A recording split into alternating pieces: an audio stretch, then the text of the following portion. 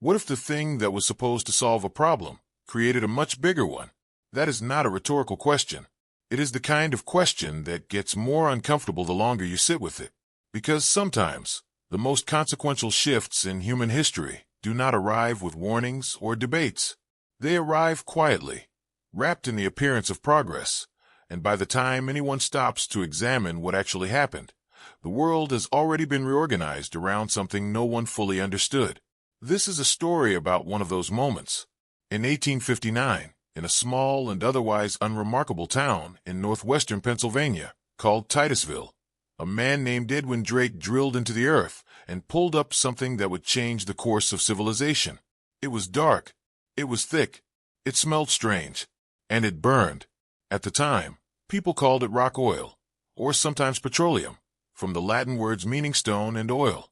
It had been seeping out of the ground in that region for years, noticed by locals, occasionally used in small amounts as a folk remedy or a lubricant. But no one had ever deliberately gone looking for it underground in a systematic way. Or at least, that is how the story is usually told. What Drake found that day was not just a liquid. It was a solution to a crisis that had been quietly building for years. The mid-19th century had a fuel problem. Homes, factories, and streets needed light after dark, and the most common source of that light was whale oil. It burned cleanly and brightly, which made it valuable, but it was also expensive, difficult to obtain, and becoming scarcer as whale populations declined from decades of hunting. Kerosene, made from coal, had started to emerge as an alternative, but it was not yet reliable or widely available. Wood and coal-powered factories and stoves, but they had their own limitations. There was a growing sense, among industrialists and ordinary people alike, that something better had to exist. The demand was real, and the pressure to find something was mounting quietly in the background. And then, almost as if on cue, the ground gave up its secret. That timing is worth pausing on, not because it is necessarily suspicious, but because it is notable. The discovery came at precisely the moment when existing fuel sources were running out of room to grow. That kind of alignment between need and discovery is not always coincidental. Sometimes it reflects preparation happening behind the scenes, investments already made, experiments already conducted, and decisions already reached before any public announcement. This raises a question that is difficult to answer cleanly. How long had people actually known that oil existed underground in significant quantities before 1859? There are records, not always easy to find, and not always discussed in mainstream accounts, that suggest awareness of petroleum deposits predated Drake's, well by more than a few years. Indigenous communities in North America had known about oil seeps for generations. European settlers documented similar seeps in their written accounts. Some early experiments with refining petroleum had already taken place before the Titusville well was drilled. None of this proves that the discovery was staged or manipulated, but it does suggest that what happened in 1859 may have been less of a sudden accident and more of a deliberate confirmation of something already suspected. That distinction matters, because an accidental discovery and a calculated extraction are two very different things, and the story that gets told about which one occurred shapes how people understand the event. What followed the Drake well was, by any measure, extraordinarily fast.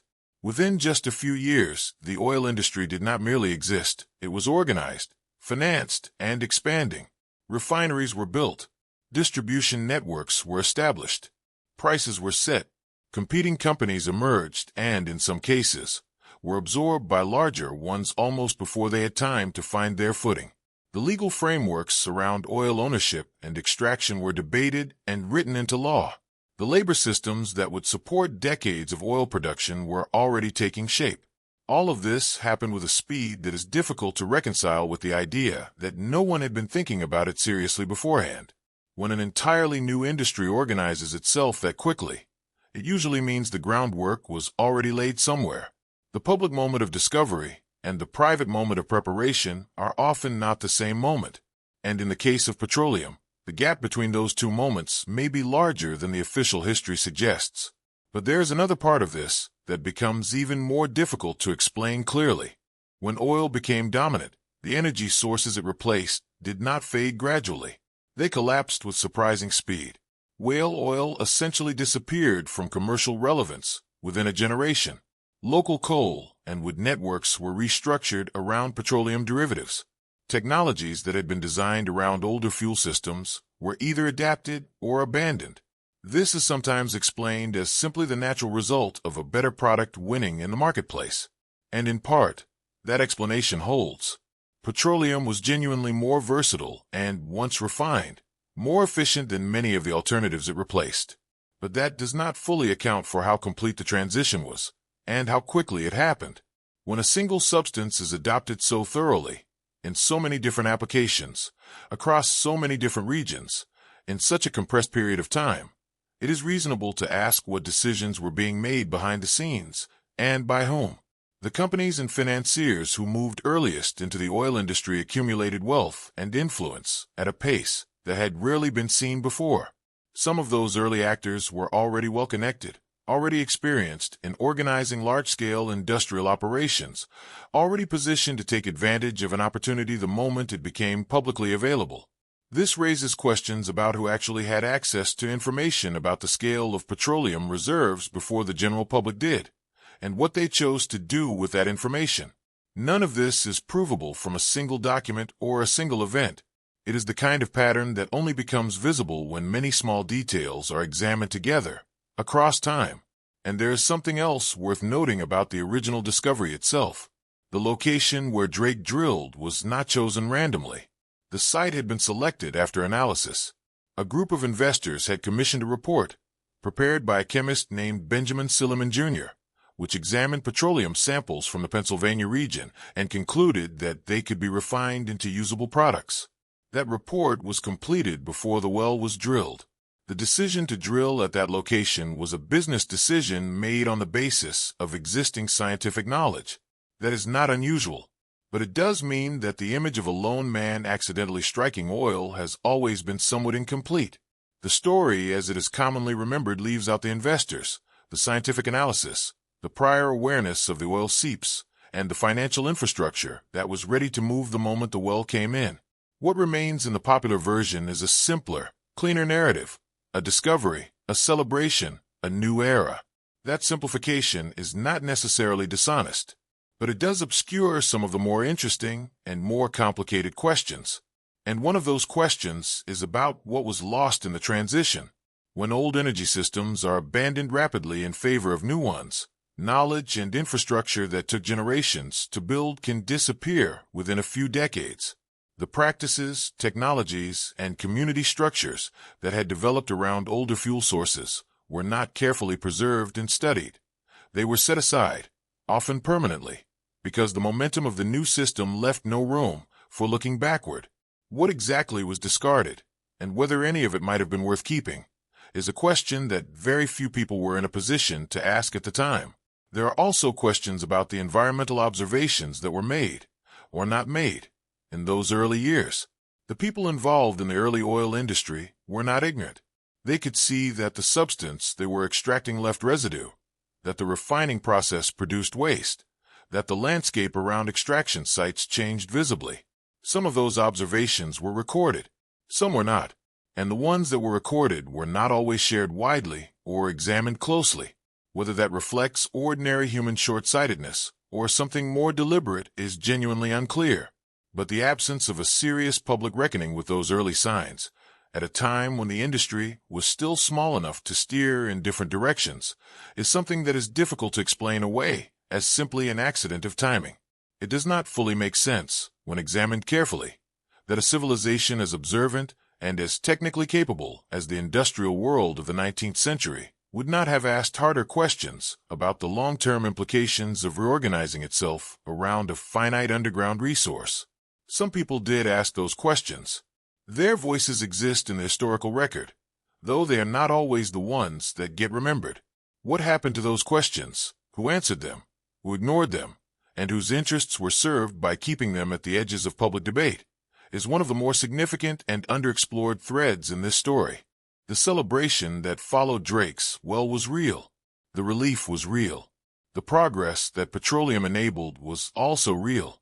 None of that is in dispute, but something about the speed of the celebration, the completeness of the transition, and the narrowness of the questions that were publicly asked in those early years leaves a space in the story that has never been entirely filled. That space is where this investigation begins, not to claim that a single conspiracy was at work, or that the discovery of oil was a manufactured event designed to serve a hidden agenda. History is rarely that neat, and explanations that require everything to be perfectly coordinated usually fall apart under scrutiny. But to ask, carefully, and without rushing to conclusions, what the record actually shows when it is examined without the simplifications that tend to accumulate around major historical events. What was known before 1859, and by whom? What decisions were made in private that shaped what the public was told? What was deliberately left behind when the old energy world was abandoned? And why, even now, does the standard account of this moment feel slightly incomplete? Those questions do not have clean answers. Some of them may never have clean answers, because the evidence is partial, the records are scattered, and the people who made the most important decisions left behind very little of what they actually said to each other in private. That is not unusual for history, but it is worth acknowledging, especially when examining a moment that had consequences as large and as lasting as this one. What happened in Pennsylvania in 1859 was not just the discovery of a useful substance. It was the beginning of a reorganization of the modern world, its energy systems, its economies, its geopolitics, and eventually its climate. That is still unfolding today. Understanding that reorganization requires going back to the beginning and looking carefully at the parts of the story that tend to get left out. This is that attempt, and it starts with a simple observation. The celebration came very quickly, and when something that large moves that fast, it is always worth asking what was already moving quietly before the rest of the world was invited to watch. There's a version of this story that most people already know. It is the version taught in classrooms, printed in textbooks, and repeated so often that it has started to feel less like history and more like settled fact. And on the surface, that version is not wrong. It contains real names, real dates, and real events. But a story can be technically accurate and still leave out enough detail to feel incomplete. And the closer you look at the official explanation of how the oil age began, the more certain details start to feel slightly out of place.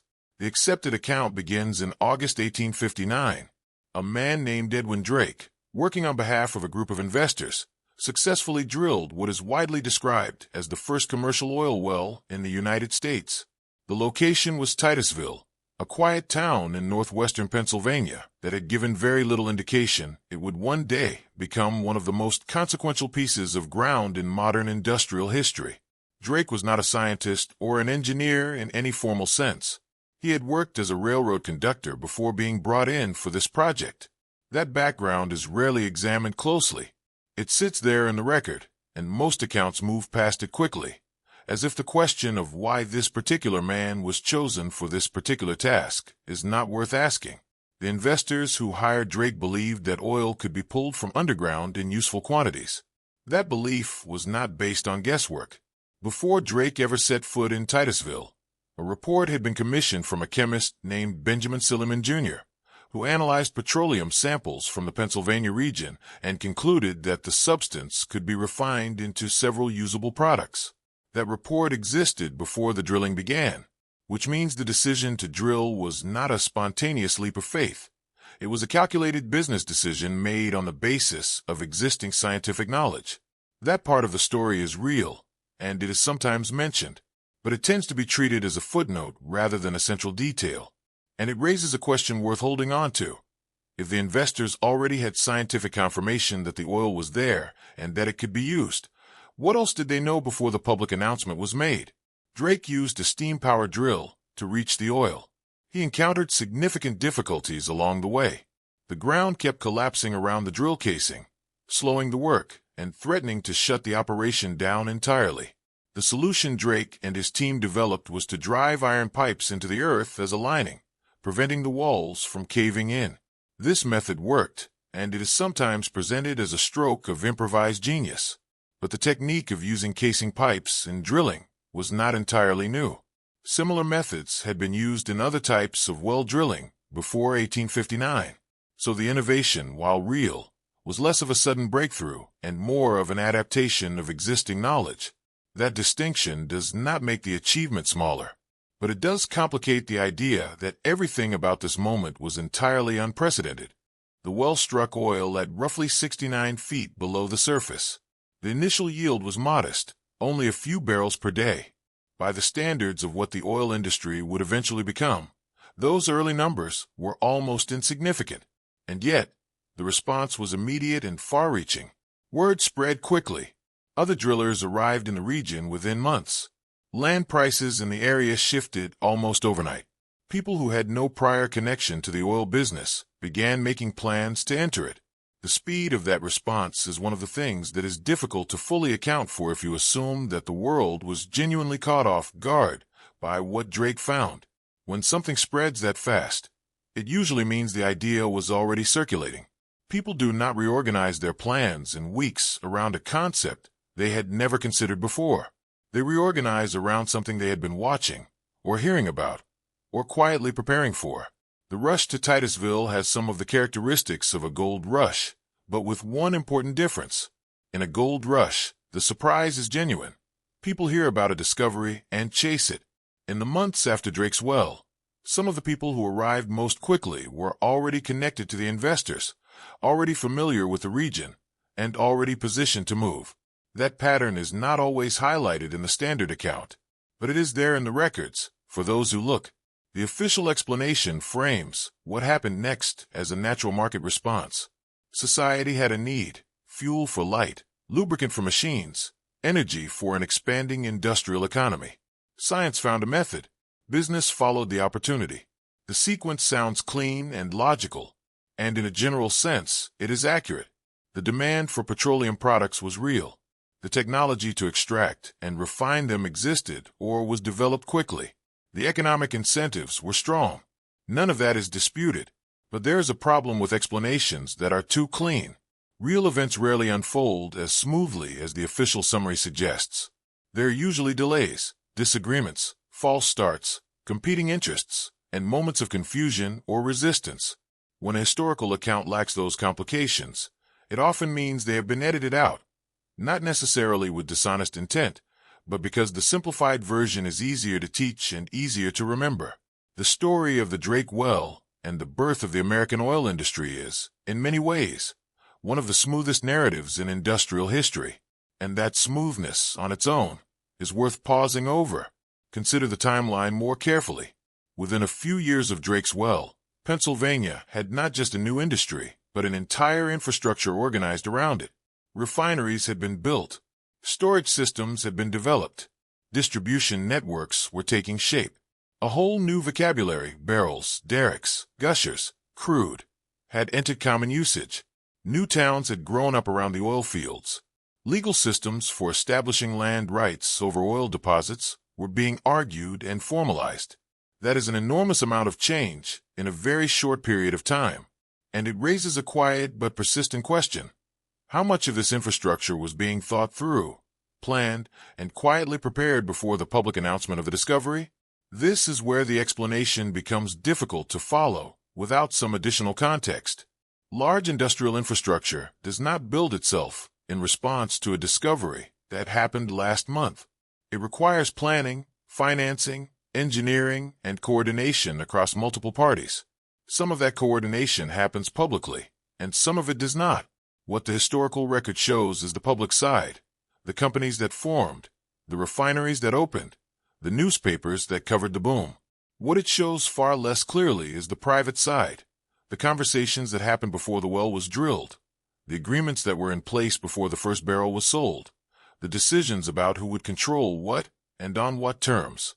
There's also the question of how the official story handles the people who were not part of the celebration. The communities living near the early oil fields were changed by the industry in ways that were not always beneficial. Small landowners who had lived on that land for generations found themselves in the middle of a negotiation they had not asked for and did not fully understand. Some of them benefited. Many did not. The records of those experiences exist, but they are not central to the way the story is usually told. The standard account stays close to the discovery itself, the well, the investors, the technology, the boom. The wider social disruption tends to get compressed into a sentence or two. or left out entirely. And then there is the question of what the people involved actually believed they were doing. The investors behind Drake's well were not thinking about global energy systems or long-term consequences. They were thinking about profit. The chemist who wrote the report was not imagining the environmental implications of large-scale extraction. He was analyzing samples in a laboratory. Drake himself, by most accounts, did not become wealthy from the discovery he made possible. He died in relative poverty. That detail rarely appears in the celebratory versions of the story, but it sits there in the record, quietly complicating the idea that the people at the center of this moment were the ones who benefited most from it. Some believe that the Drake well was simply the right discovery at the right time, and that everything that followed was the natural consequence of human ingenuity meeting genuine need. Others suggest that the speed and scale of what followed points to preparation that predated the public moment of discovery by years, possibly decades. Both of those positions have evidence behind them. Neither one is entirely provable, and the space between them is where the more interesting questions live. What the official explanation does well is provide a framework. It gives people a clear starting point, a recognizable set of events, and a narrative arc that moves from problem to solution. That framework is useful, but frameworks are also selective. They include some things and leave out others, and the things they leave out are often the things that would complicate the story if they were examined too closely. The details that feel slightly out of place in the official account are not individually dramatic.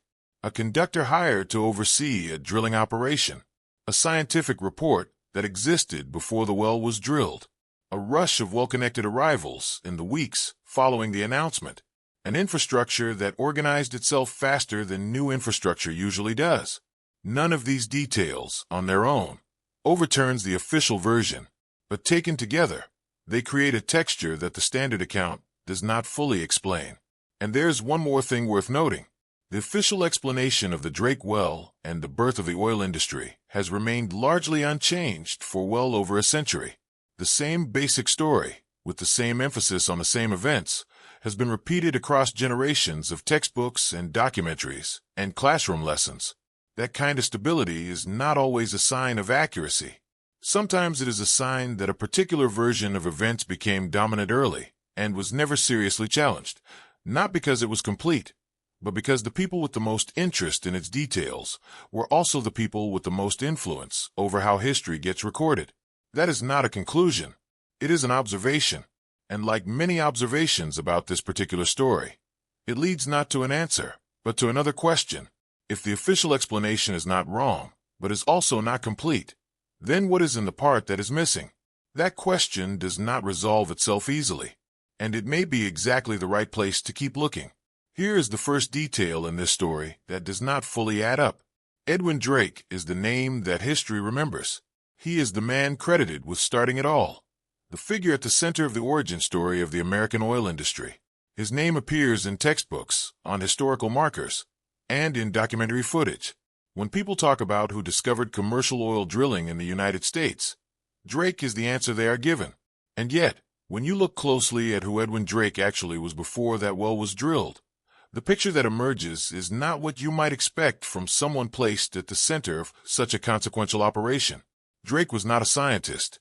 He had no formal training in geology, the study of what lies beneath the Earth's surface. He had no background in engineering, no experience with drilling equipment, and no professional history in anything related to energy, fuel, or industrial extraction. Before he arrived in Titusville, he had worked as a railway conductor. That was his most recent occupation, and he had lost even that position due to illness, leaving him unemployed and without a clear professional direction at the time the investors approached him. That is the man who was selected to lead what was, at least on paper, a technically uncertain and financially risky operation to drill into the ground and extract liquid fuel. That detail sounds minor at first, until it is examined more closely. When investors commit money to a serious industrial project, and the Seneca Oil Company investors were serious people with real financial stakes, they typically want someone with relevant experience in charge, someone who understands the technical challenges, someone who can assess risks, make informed decisions, and adapt when things go wrong. The choice of an unemployed former railway conductor for this role is unusual enough to deserve more attention than it typically receives in the standard account. Most histories mention Drake's background briefly and then move forward, but the question of why he was chosen, and by whom, and on what basis, is one that the record does not answer as clearly as it should. The explanation that is most commonly offered is practical and, on the surface, reasonable. Drake had a railway pass. Because of his prior employment with the railroad, he could travel between cities at no cost. For a group of investors trying to manage expenses on a speculative venture, that was a genuine convenience. Sending Drake to Pennsylvania cost them less in travel expenses than sending someone else would have. That is the explanation. A man was placed at the head of a potentially industry-defining operation, at least in part, because his transportation was cheaper. That explanation is not impossible. Cost management is a real consideration in any business venture, including speculative ones. But it is also the kind of explanation that feels slightly too simple for the scale of what was being attempted. The investors were not sending Drake on an errand. They were sending him to establish a drilling operation in a region where no one had successfully drilled for oil before, with equipment that had never been used for this specific purpose, in conditions that were largely unknown. The idea that the primary qualification for that role was an inexpensive travel pass is difficult to accept without some reservation. And then there is the title. Before Drake arrived in Titusville, the investors gave him an honorary designation. They called him Colonel Drake. There was no military background behind that title. He had not served as a colonel, had not held any commission, and had no particular connection to the military. The title was invented and applied specifically to make him appear more credible and authoritative to the local landowners and community members he would need to deal with in Pennsylvania. If Drake showed up as a plain man with no credentials, local landowners might question his authority to negotiate, to access land, or to represent a serious business venture. The title of colonel was a social tool, a piece of manufactured credibility designed to smooth the path for the operation. This is where it becomes unclear. The decision to fabricate a title for Drake reveals something about how the investors understood the situation they were operating in. They knew Drake did not have the background to command automatic respect. They knew he would need help appearing legitimate, so they constructed that appearance deliberately. That level of forethought, knowing the community, anticipating the resistance, designing a solution in advance, is not the behavior of a group that was improvising. It is the behavior of a group that had thought carefully about the operation and was managing its public presentation with some sophistication, which raises a question that the official account rarely addresses directly. If the investors were that prepared enough to anticipate social dynamics in a small Pennsylvania town and design a persona for their representative, what else had they prepared? And how long had they been preparing it? Some historians argue that Drake's lack of technical expertise was not actually a problem, because the drilling method used was simple enough that prior experience was not strictly necessary. The technique of driving pipes into the ground to prevent the walls from collapsing, which Drake and his team developed on site, was an adaptation of existing methods rather than a complex innovation. The argument is that almost anyone could have supervised the operation with adequate support from workers who understood the equipment. If that is true, then Drake's selection makes more sense. He was not chosen to be the expert. He was chosen to be the manager, the visible face of an operation whose actual expertise was supplied by others. But that argument, while plausible, creates a different problem. If Drake was not the expert, then who was? And where did that expertise come from? The workers who assisted Drake had experience in related areas, well drilling for water, salt extraction, and similar operations. That knowledge was transferred to the oil context. But the decision about where to drill, what depth to target, and what equipment to use, those decisions involved more than just practical field experience. They required some understanding of what was underground and where it could be found, and that understanding had to come from somewhere. This is where the question of site selection becomes important, and where the explanation becomes difficult to follow without acknowledging some significant gaps. The location where Drake drilled was not chosen by chance or by intuition. The Seneca Oil Company had access to the report prepared by chemist Benjamin Silliman Jr., which had analyzed petroleum samples from the Pennsylvania region and confirmed that oil existed there in quantities worth pursuing. That report gave the investors a scientific basis for their decision. But a chemical analysis of surface samples does not tell you exactly where to drill, or at what depth, or which specific patch of ground is most likely to yield results. The transition from knowing that oil exists in a general region to knowing where precisely to drill a well requires a more detailed level of knowledge than that report alone could provide. Yet Drake drilled at 69 feet and found oil on an operation that had been struggling with equipment failures and collapsing ground. The well succeeded. Some accounts treat this as the result of persistence. Drake kept trying when others might have stopped, and that may be part of the story.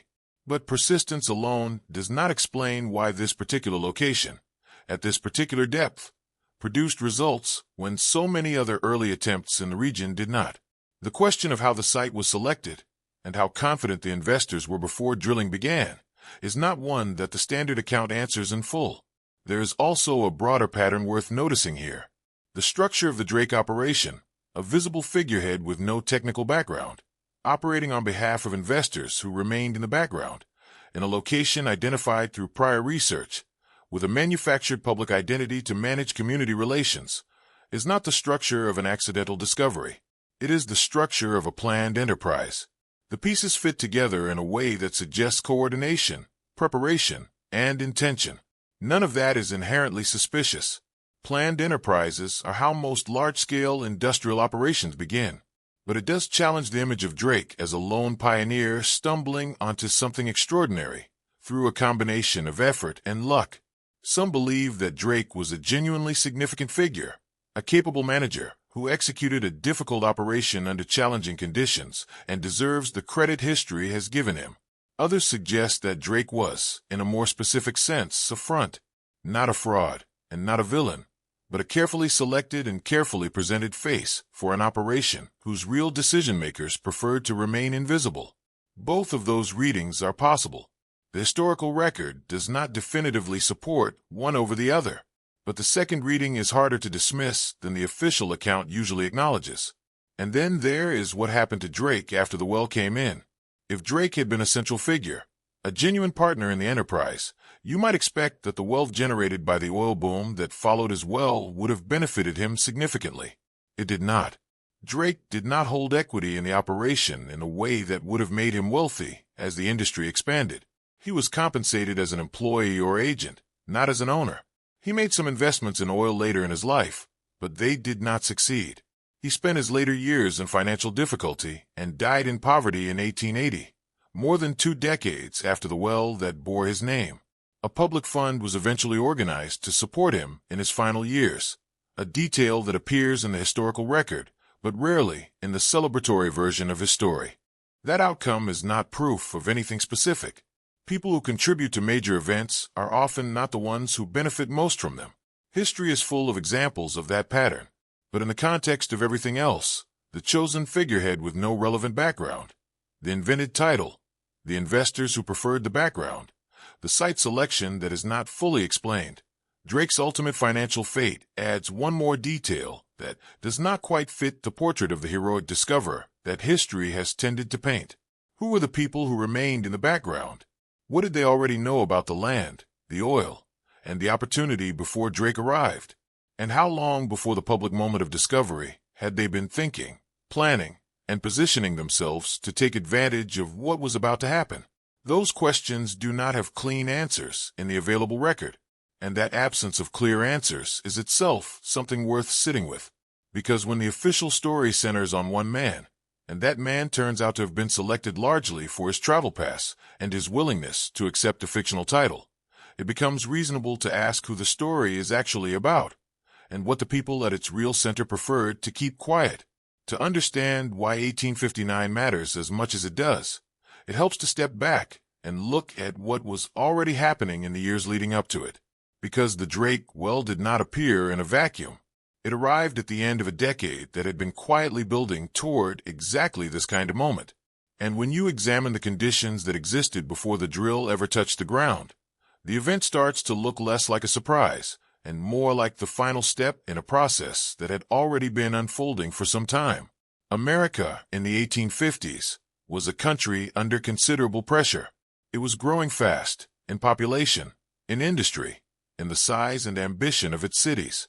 And that growth required energy, not in a vague or theoretical sense, but in a very immediate and practical one. Homes needed light after dark. Factories needed lubrication for their machines. Streets in growing urban areas needed to be lit through the night. The demand for fuel was not a future problem. It was a present one, pressing harder every year as the country expanded and the existing sources of energy struggled to keep pace.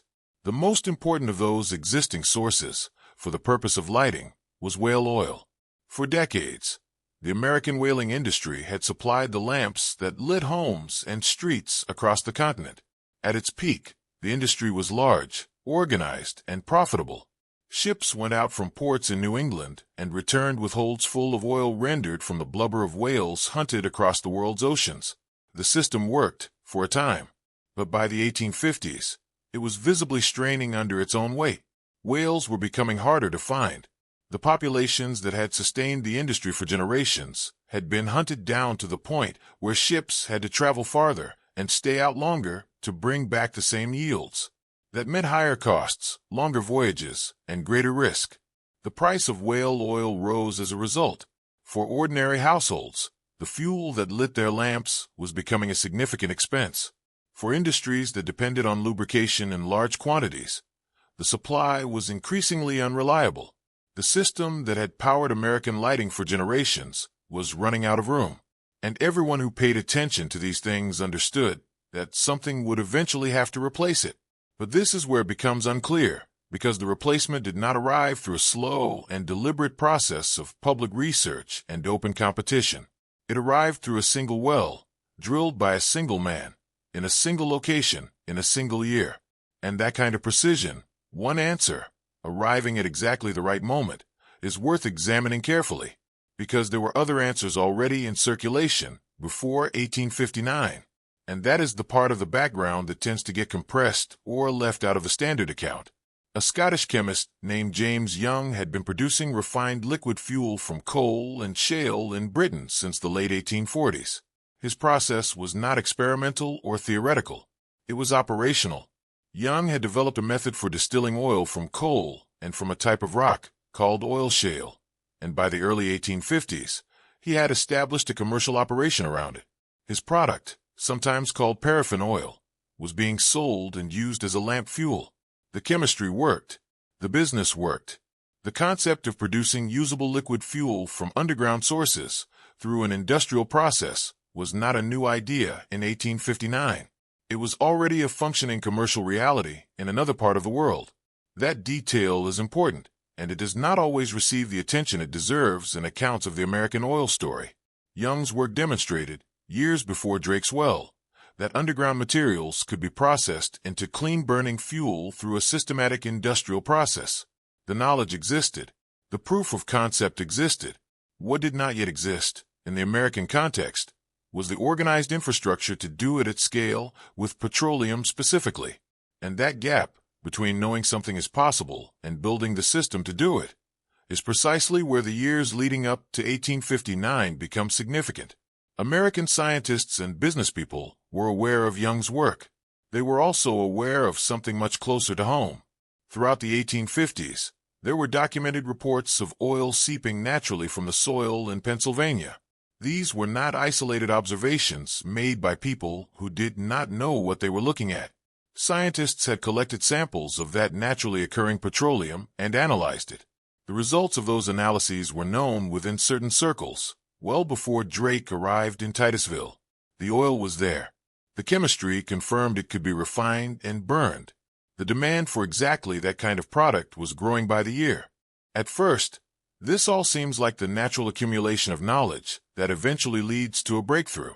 Knowledge builds slowly, awareness spreads, and at some point a discovery becomes possible that would not have been possible earlier. That is a familiar pattern in the history of technology, and it is a reasonable way to understand what happened with oil. But there is a problem with applying that framework too smoothly to this particular case. The problem is timing. and it is more specific than it might first appear. If the knowledge was genuinely accumulating gradually, if scientists were slowly building toward an understanding of petroleum that would eventually make drilling for it a logical step, then you would expect the transition from knowledge to action to have taken some time. You would expect debate, competing proposals, failed experiments, and a period of uncertainty before any single approach became dominant. That is how gradual knowledge accumulation usually works. But what actually happened in the years immediately before 1859 does not look much like a slow build. It looks more like a convergence. Within a very short period, the right investors came together. The right scientific report was commissioned and completed. The right location was identified. The right person was sent to manage the operation, and the right equipment was assembled and put to work. Each of those steps happened in sequence, and they happened quickly. The gap between the Silliman report, which confirmed that Pennsylvania petroleum could be refined into usable products, and Drake's successful well, was not years. It was months. That is a very fast translation from scientific analysis to industrial action, especially for a period in which communication and logistics moved much more slowly than they do today. This raises a quiet but persistent question about how long the real preparation had been underway before the public sequence of events began.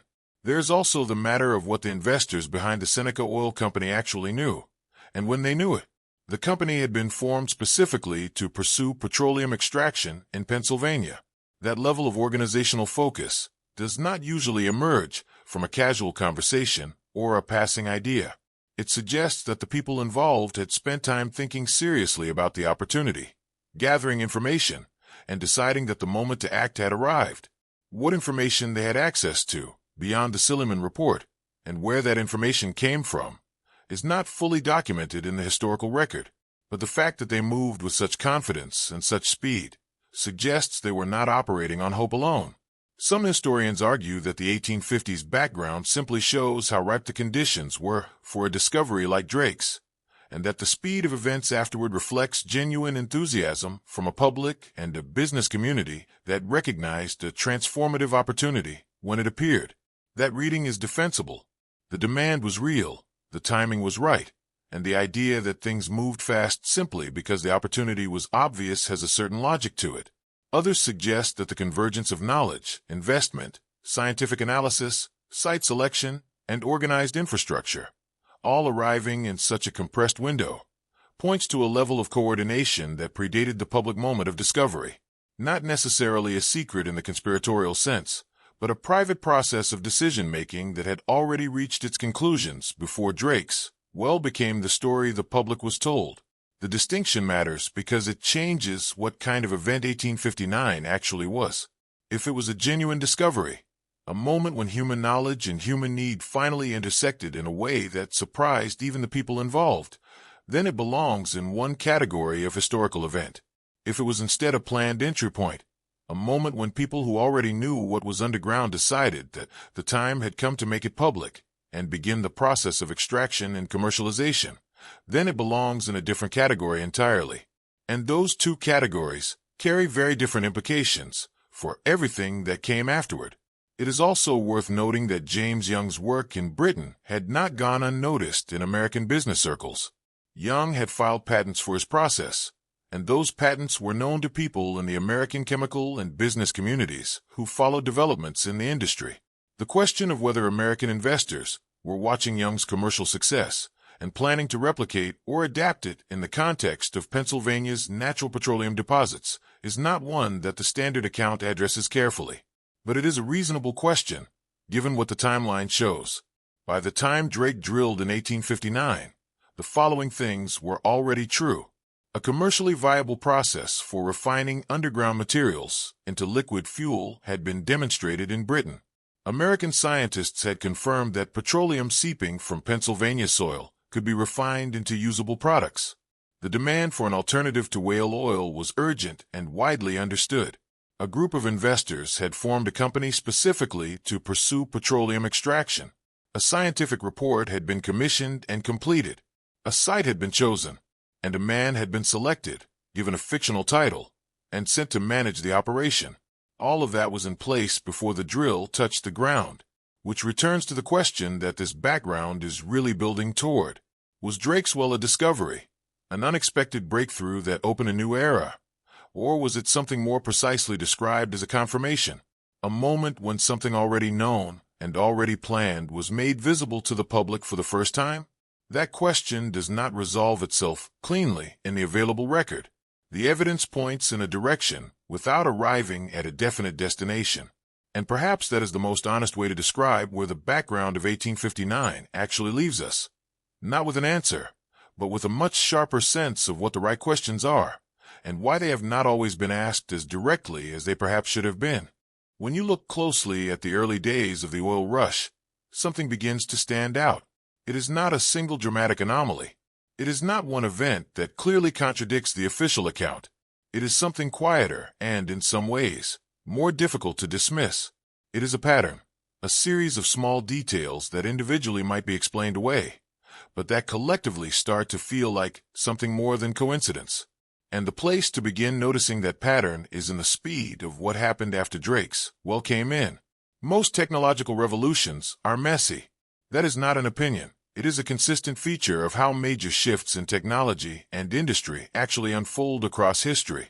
When steam power was introduced, there were decades of competing designs, failed engines, skeptical investors, and resistant communities before it became dominant. When electricity was introduced to cities, there were years of public debate, fear, competing systems, and uneven adoption before the infrastructure settled into something reliable. Even the telephone, which addressed a very clear and obvious human desire to communicate over distance, took years to move from novelty to widespread use. Resistance, confusion, and inefficiency are the normal conditions of a technological transition. The early oil industry in Pennsylvania does not follow that pattern, and that is where the first inconsistency becomes visible. Within 5 years of Drake's well, the region had functioning pipelines carrying oil from extraction sites to processing facilities. It had refineries operating at commercial scale. It had organized distribution networks moving petroleum products to markets across the country. It had pricing structures, legal frameworks for land and mineral rights, and a workforce that had been recruited, trained, and deployed. 5 years for an industry that, according to the standard account, had not existed in any organized form before August 1859. That pace of development is unusual. It is not impossible. Rapid industrial expansion has happened in other contexts, but it is unusual enough to deserve more attention than it typically receives.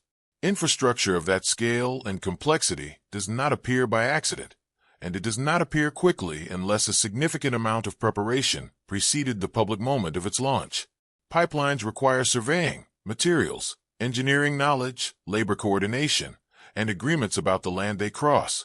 Refineries require capital investment, technical expertise, and supply chains that do not materialize in a matter of months without prior planning. Distribution networks require established relationships with buyers, carriers, and storage facilities in multiple locations.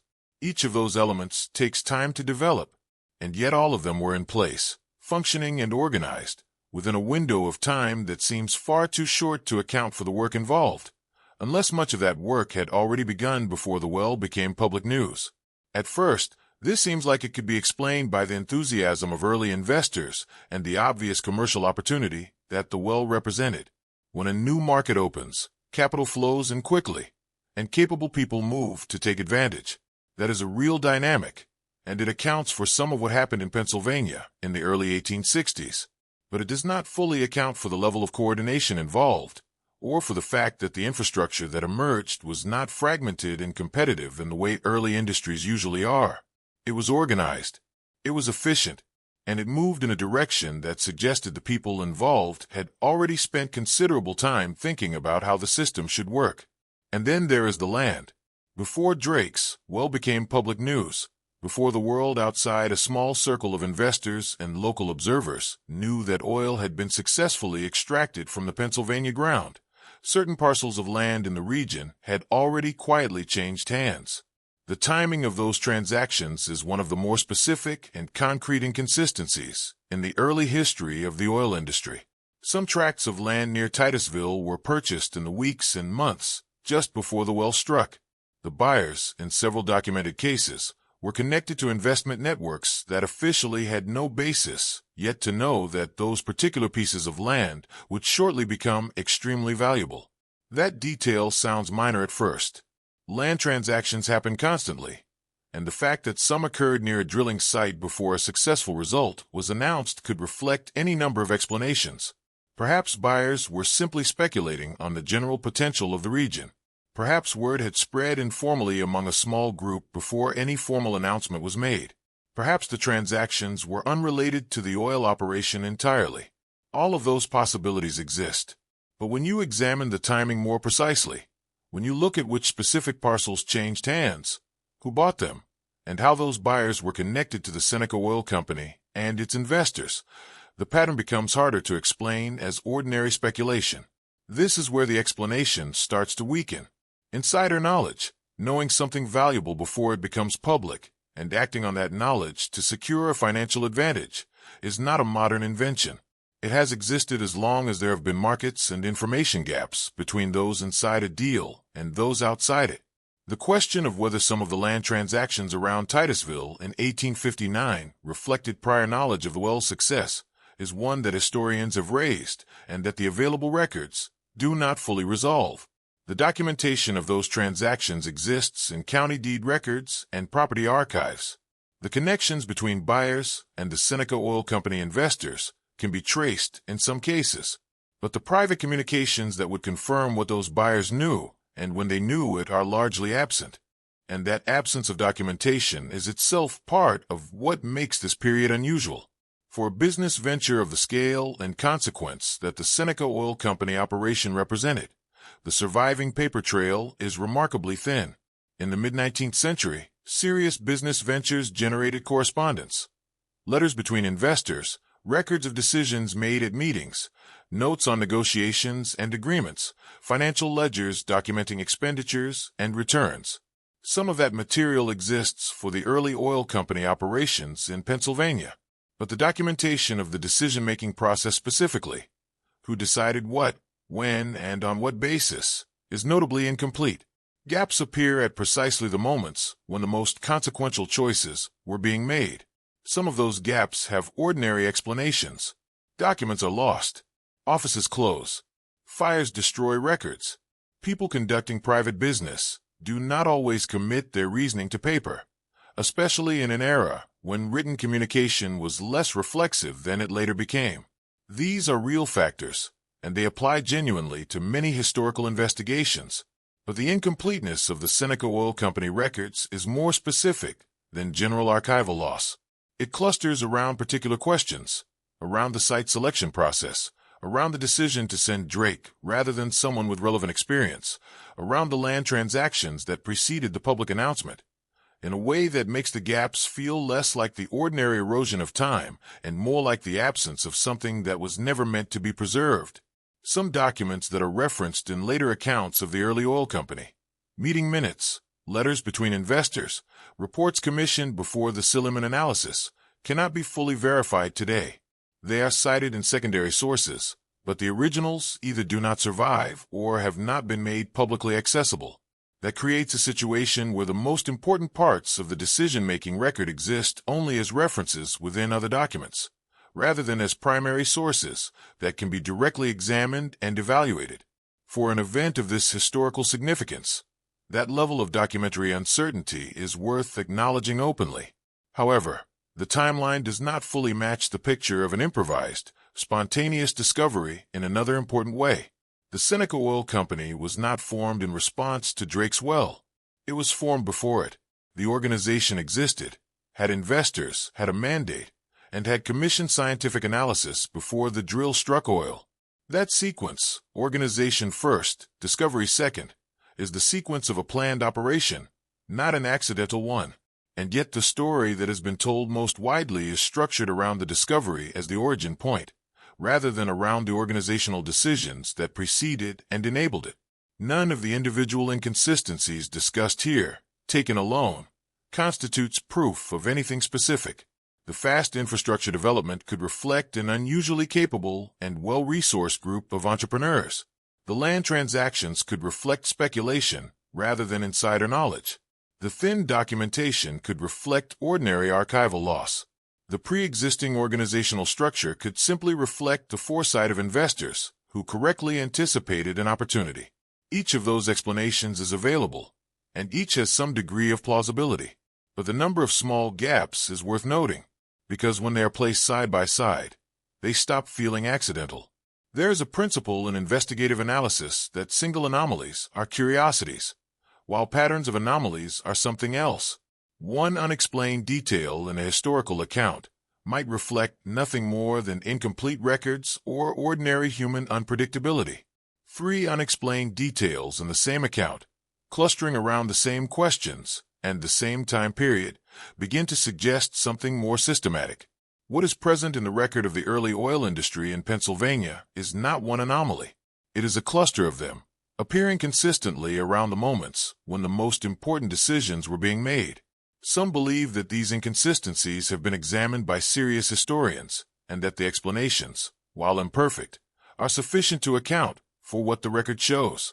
Others disagree, and argue that the pattern of gaps and anomalies points to a level of prior coordination and information control that has never been fully investigated in a public and systematic way. Both positions exist in the scholarship, and neither has been able to produce enough evidence to fully settle the question.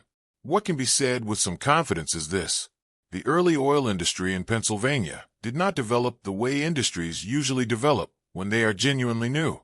It moved faster, organized more smoothly, and left fewer traces of the internal deliberation that normally accompanies decisions of that magnitude. The land around the discovery site had been partially repositioned before the discovery was publicly announced. The documentation of the decision-making process is thinner than the scale of the operation would suggest, and the infrastructure that followed arrived in a time frame that implies preparation rather than improvisation. Each of those observations, individually, might be absorbed into the standard account without much disruption. Together, they create a texture in the historical record that the standard account has never fully addressed. Not because the questions have been asked and answered, but because in many cases they have not been asked with the directness that the evidence seems to warrant. And that raises one more question, perhaps the most persistent one of all. If these inconsistencies are visible now, in the available historical record, to anyone who looks carefully enough, why have they not been examined more systematically and more publicly in the century and a half since the events they concern took place? Who benefits from a story that stays smooth? And what might change if the gaps were examined as carefully as the events themselves? Those questions remain open. They are likely to remain open for some time, and that in itself is a detail worth holding on to as this investigation continues. By the 1860s, the American oil industry had already moved beyond its starting point in Titusville. New wells were being drilled across western Pennsylvania. New investors were entering the market. Small refineries were appearing in several cities, trying to process the crude oil being pulled from the ground into usable products. The industry was young, fragmented, and competitive in the way that new industries often are when the rules have not yet been written and the dominant players have not yet emerged. It was, in that sense, an open field, and into that open field, in 1863, walked a 23-year-old from Cleveland named John D. Rockefeller. He had no prior experience in oil. His background was in produce trading and bookkeeping, modest commercial work that gave him an understanding of numbers and margins, but nothing that would obviously prepare someone for the complexities of an extractive industrial business. He entered the oil refining side of the industry as a partner in a small Cleveland operation, investing alongside a more experienced businessman named Samuel Andrews, who understood the technical side of refining. That partnership was the beginning. What came after it is one of the most studied and, in some ways, still one of the least fully explained stories in American business history. Within a decade of entering the industry, Rockefeller controlled a significant portion of American oil refining. That is not an exaggeration for effect. It is the documented historical record.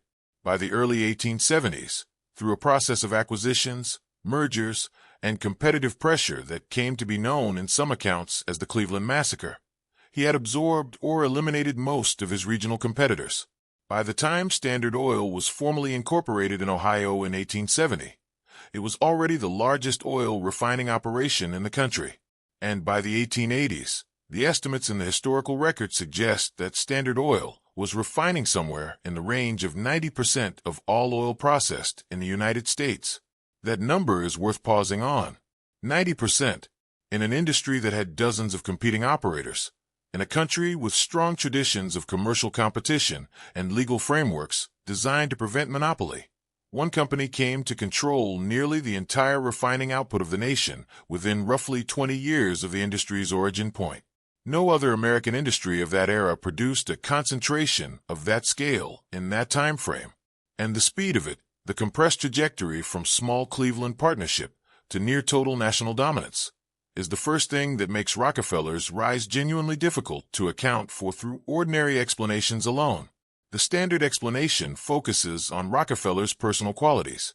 He was disciplined, methodical, and deeply focused on efficiency. He kept meticulous records.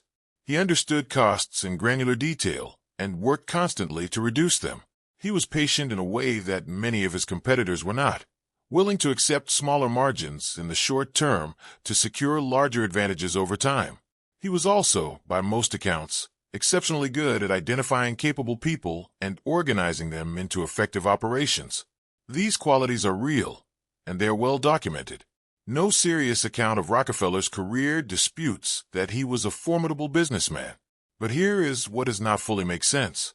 Personal ability, even at the highest level, does not by itself produce the kind of structural advantages that Rockefeller had access to in the early years of his rise, because alongside his operational discipline, Rockefeller had something that his competitors did not, and something that, when examined carefully, is very difficult to explain as simply the reward for hard work and intelligence.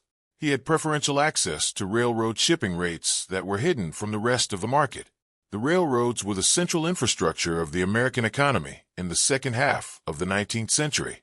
They moved raw materials from extraction sites to processing facilities and finished products from factories to markets. For an oil refiner, railroad access was not a convenience, it was a necessity. The cost of shipping crude oil from Pennsylvania wells to Cleveland refineries and refined products from Cleveland to buyers across the country was a major component of the total cost of doing business. A refiner who could ship at lower rates than his competitors had a structural advantage that was almost impossible to overcome through operational efficiency alone, regardless of how well run the competing operation was. Rockefeller secured arrangements with the railroads that gave him exactly that advantage. He negotiated rebates, private agreements under which the railroad charged him a lower rate than it charged other shippers for the same routes and the same volumes. In some cases, he also received drawbacks, which were payments made to Standard Oil from the higher rates that his competitors paid. That meant that when a competing refiner shipped oil on the same railroad that Rockefeller used, a portion of what that competitor paid went directly to Rockefeller. The competitor was, without knowing it, subsidizing the operation that was working to destroy him. That arrangement was not publicly known at the time it was operating. It was a private agreement between Standard Oil and the railroads, structured in a way that kept it invisible to the market. When it eventually came to light through investigations and legal proceedings, it generated significant public outrage and became a central element of the case against Standard Oil's monopolistic practices. But by the time those arrangements were exposed, Rockefeller had already used them to consolidate a level of market control that would have been extraordinarily difficult to challenge even without the continuing advantages. And this is where the explanation becomes difficult. Those railroad agreements required something that is easy to underestimate. They required the active cooperation of some of the most powerful figures in American transportation. The railroad executives who agreed to give Rockefeller secret preferential rates were not doing him a casual favor. They were entering into arrangements that, if discovered, would expose them to serious legal and reputational risk. They were agreeing to disadvantage their other customers, some of whom were also significant clients, in order to benefit one particular refiner. That kind of cooperation does not come easily, and it does not come cheaply. It comes from relationships, from trust, from a network of mutual interest that has been built over time. Rockefeller was 23 years old when he entered the oil business. He had been in Cleveland for a few years, doing produce trading. He was not a known figure in national business circles. He had no established relationships with railroad executives at the senior level. He had no track record in the oil industry that would make him an obvious partner for arrangements of this sensitivity and significance. And yet, within a few years of entering the refining business, he had secured exactly those arrangements with multiple railroads in a coordinated way that gave him a systematic advantage across the entire market. This raises questions that the standard account of Rockefeller's rise does not answer clearly. Who introduced him to the railroad executives he needed to reach? Who vouched for him in conversations that, by their nature, could not be conducted publicly? Who had the standing in both the oil industry and the railroad industry to bring a young, relatively unknown Cleveland refiner into the kind of private arrangements that normally required years of relationship building to access?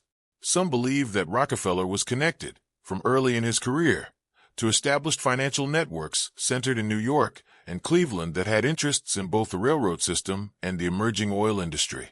These networks, sometimes discussed in terms of the major banking houses and investment groups of the era, had the kind of cross-industry relationships that would have allowed them to facilitate exactly the connections Rockefeller needed. If Rockefeller entered the oil business not as an independent entrepreneur, but as a figure who had the backing, or at least the introductions, of established financial interests, then his rapid rise becomes more comprehensible. He would not have been building those relationships from scratch. He would have been activating a network that already existed. Others disagree. They argue that Rockefeller's success was the result of exceptional individual ability, combined with a business environment that was less regulated and more open to aggressive competitive tactics than later eras would allow. In that reading, Rockefeller did not need hidden backers. He needed intelligence, discipline, and a willingness to operate at the edge of what the law permitted. That reading is also supported by real evidence. Rockefeller was, by any measure, an unusually capable businessman. Neither explanation feels entirely complete, and the gap between them is where the most interesting questions about this period actually live. There's also the question of what Rockefeller knew about the oil industry before he entered it. His entry in 1863 was not impulsive. He had spent time observing the industry, visiting oil regions, and evaluating the business before committing to it. He was methodical in that way. He did not move until he understood what he was moving into, but the depth of understanding he demonstrated almost immediately after entering the business suggests a level of prior knowledge that goes beyond what a few months of observation would typically produce. His early decisions about where to focus, which competitors to target, and which operational improvements to prioritize were unusually precise for someone new to the field. However, the timeline does not fully match the portrait of a self-made outsider who built everything through personal effort. The arrangements, the connections, and the strategic clarity that Rockefeller demonstrated in those early years suggest that he arrived in the oil business with more than ambition. He arrived with something that functions, in practice, like advance information and advance access, knowledge of the landscape, and relationships within it, that most people in his position would not have had. What those relationships were, who they involved, and how they were established before Rockefeller became a publicly known figure in the industry are questions that remain partially open. The historical record of his early business career has been examined in considerable detail by biographers and historians. Some of those examinations have noted the same gaps and the same questions raised here. The answers that have been proposed are not uniformly satisfying, and the documentary record of the private conversations and private arrangements that shaped his early rise, like so much of the private record of this period, is thinner than the scale of the events would suggest it should be. By the time Standard Oil's methods were exposed to public scrutiny, Rockefeller had already transformed the American oil industry into something that barely resembled the fragmented, competitive market it had been when he entered it. The concentration of control that he built was not just a business achievement. It was a structural reorganization of how a critical national resource was owned, processed, and distributed, and who had the power to make decisions about all of those things. How that reorganization happened so quickly, so completely, and with so little resistance at the critical early stages is a question that points back, again and again, to the years before Rockefeller's dominance was visible, to the conversations that were not recorded, to the relationships that are not fully documented, and to the network of interests that may have been operating, quietly and deliberately, long before the public story of American oil began. When investigating a historical period this closely, individual anomalies can always be set aside. A single inconsistency in a record, a single gap in documentation, a single unexplained decision. These things happen in any complex story, and they do not necessarily mean anything beyond the ordinary imperfection of human activity and historical preservation. But something changes when anomalies stop appearing in isolation and start appearing in a recognizable sequence. When the same kind of event, involving the same kind of actors, producing the same kind of outcome, repeats itself across different years and different locations and different technologies, that is when the question shifts from whether something unusual happened to why it kept happening. This is that part of the story. To understand the pattern that begins to emerge in the decades after 1859, it helps to remember what the American energy landscape actually looked like before the oil boom took hold. It was not a single system waiting to be replaced by a better one. It was a collection of different systems, functioning at different scales, serving different needs, and in various stages of development. Whale oil was the most commercially significant source of lamp fuel, as has been discussed. But it was not the only one, and it was not the only thing people were working on. Vegetable-based oils had been used for lighting and lubrication in various forms for a long time. Lard oil, pressed from animal fat, was common in certain industrial applications. Camphene, a refined product of turpentine, burned brightly and was widely used as a lamp fuel in the years immediately before petroleum became dominant.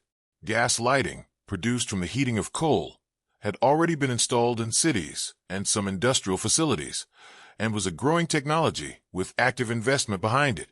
In rural areas, wind-powered systems had been developed for pumping water and driving simple machinery. These were not theoretical concepts or failed experiments. They were functioning systems, some of them with decades of development and established user bases behind them.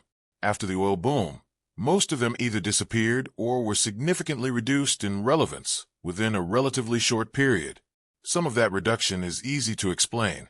Petroleum, once refined into kerosene, was a genuinely superior lamp fuel compared to many of its competitors. It burned more cleanly and more brightly than many vegetable-based alternatives. It was, once the refining and distribution systems were in place, cheaper and more reliably available than whale oil. In a genuinely open market, a product with those advantages would naturally attract users away from inferior alternatives.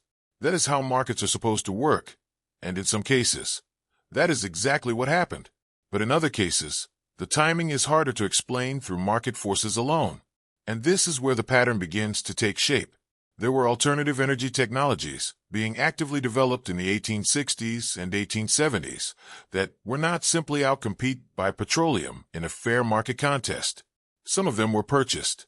Specifically, patents related to alternative energy technologies, vegetable oil refining processes, certain gas production methods, early electrical systems, and mechanical energy solutions were acquired by companies with direct or indirect connections to the oil industry. The purchase records for some of these transactions exist in patent office archives and in the business records of the acquiring companies. What the records show is that the patents were bought. What they show far less clearly is why, in a significant number of cases, the acquired technologies were never developed further after the purchase. That detail sounds minor at first, until it is examined more closely. A company that acquires a patent for an alternative technology has several logical options. It can develop the technology and bring it to market, either as a complementary product or as an addition to its existing offerings. It can license the patent to other developers and collect royalties. It can incorporate the technology into its existing processes to improve efficiency. All of those options represent ways of extracting value from an acquired patent. The option that makes the least obvious commercial sense is to purchase a patent and then do nothing with it, to let it sit, undeveloped and unlicensed, until it expires or becomes irrelevant. And yet that is what the record shows happening, repeatedly, across several different technology areas and several different decades. Patents acquired, development halted, technologies that had been progressing before the acquisition going quiet afterward, with no public explanation for why the acquiring company chose not to pursue them. This is where the explanation becomes difficult. There is a concept in business and economic history, sometimes referred to as defensive acquisition. It describes the practice of purchasing a technology, a patent, or even an entire company not because the buyer intends to develop it, but because the buyer wants to prevent competitors or potential competitors from developing it. The goal is not to use the acquired asset, it is to neutralize it, to remove it from the competitive landscape by taking ownership of it, and then setting it aside. Defensive acquisition is a real and documented business practice. It has been observed and analyzed across many different industries and many different historical periods. It is not a conspiracy theory. It is a recognized competitive strategy. The question that the pattern in the post-1859 energy landscape raises is whether defensive acquisition was being used systematically by oil-linked interests to manage the competitive threat posed by alternative energy technologies. Not once, not accidentally, but as a repeated practice across different states, different technology categories, and a span of nearly 4 decades. Some researchers who have examined this period describe what they find as a coincidence of market forces, the natural result of a dominant technology crowding out less efficient alternatives through normal competitive dynamics. In that reading, the patent acquisitions were ordinary business activity. The shelving of acquired technologies reflected genuine assessments that they were not commercially viable, and the decline of alternatives was simply the market doing what markets do when a superior product enters. That reading is available, and it rests on real economic principles. Others look at the same record and reach a different conclusion. They note that the technologies being acquired and shelved were not uniformly inferior to petroleum. Some of them had genuine potential that was not implausible even by the standards of the time.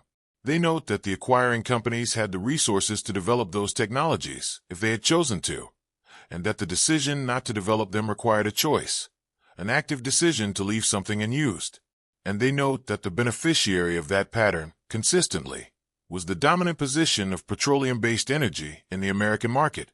In that reading, what looks like a coincidence of market forces begins to look more like a managed outcome, not necessarily coordinated in the way that a single organization controlling all decisions would imply, but shaped by a network of shared interests that consistently produced the same result. Technologies that might have offered viable alternatives to petroleum were removed from the competitive landscape before they could be fully developed. The oil industry did not just win in a fair contest, it ensured, through a series of acquisitions and suppressions, that the contest remained limited to competitors it could manage. However, this reading is difficult to prove conclusively from the available record. The intent behind individual patent acquisitions is almost never documented explicitly. Business correspondence from this period rarely contains explicit statements of competitive strategy in the form that would make the argument definitive. What exists is the pattern of outcomes, acquired, shelved, abandoned, without the internal communications that would confirm why those outcomes were chosen rather than alternatives. And the pattern itself is genuinely strange. It repeats across technologies that had no obvious connection to each other. Vegetable oil refining and early electrical systems are not related fields. Gas lighting and wind-powered mechanical systems operate on entirely different principles. The companies involved in acquiring patents in these different areas were not always the same, but they were often connected through shared investors, through overlapping board memberships, through financial relationships that linked oil industry capital to a much broader range of industrial and technological interests. The network was not always visible from the outside, but it was there in the records for those who traced the ownership and investment connections carefully enough. That level of connectivity across different industries is itself something worth examining. The major financial interests associated with the oil industry in the late 19th century were not narrowly focused on oil alone. They had positions in railroads, in banking, in steel, in chemicals, and in the emerging electrical industry. A network with that kind of reach, operating across multiple sectors simultaneously, would have been in a position to identify emerging alternative technologies early and to make decisions about them before those technologies became significant competitive threats. Whether that capability was used deliberately to manage the competitive landscape, or whether the outcomes that look like management were simply the accumulated result of many independent business decisions made by actors with similar interests, is a question the available record does not resolve. It is also worth noting that the pattern did not end in the 19th century. Researchers who have traced the acquisition and shelving of alternative energy technologies have found similar patterns appearing in later decades, under different company names, in different technology areas, but with recognizable structural similarities to what happened in the years after the oil boom.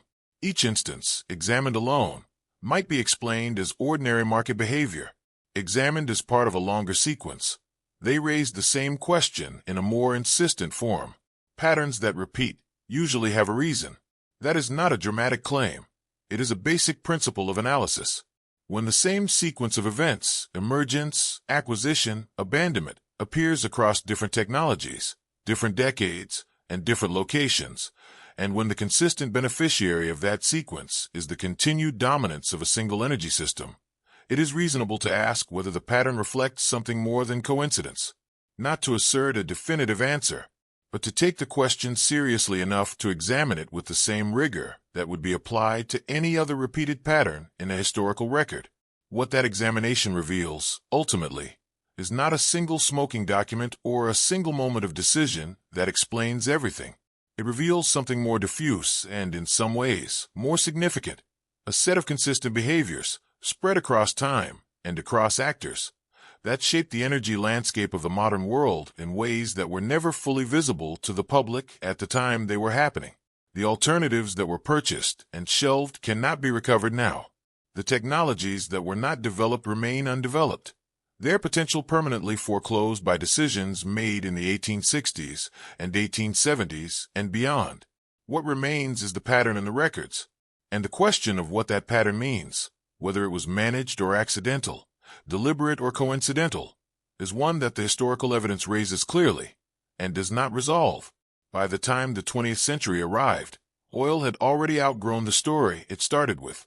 It was no longer primarily about lamp fuel, or about the hills of western Pennsylvania, or even about the ambitions of a single company in Cleveland. It had become something larger and more complex than any of those early chapters suggested. The internal combustion engine had arrived, and with it a demand for petroleum products that dwarfed everything that had come before. Automobiles were appearing on roads in growing numbers. Industrial machinery was being designed around oil-based lubrication. Naval ships were beginning to convert from coal to oil-powered engines. The substance that Edwin Drake had pulled from the ground in 1859 had, within 50 years, quietly positioned itself at the center of how the modern world moved, manufactured, and conducted its affairs. And as the scale of oil's importance grew, the geography of where it was found and who controlled it became one of the most consequential questions in global politics. Because oil, unlike most commodities, is not distributed evenly across the earth. It exists in large quantities in certain specific regions and is largely absent from others. That geographical reality meant that as demand for petroleum grew throughout the early 20th century, the countries and companies that controlled access to the largest deposits held a kind of structural power that had no real equivalent in earlier economic systems, and the decisions about how that power would be organized, who would drill where, under what terms, with which governments, and with what share of the proceeds going to local populations versus foreign investors, were decisions being made by a remarkably small number of actors, most of them operating with very little public visibility or accountability. By the early decades of the 20th century, British companies had established significant oil operations in what is now Iran. The discovery of oil in the Persian region in 1908 opened access to reserves that would eventually prove to be among the largest in the world. The initial concession agreements that gave foreign companies the right to extract oil from that territory were negotiated under conditions that the populations of those countries had little ability to influence or contest.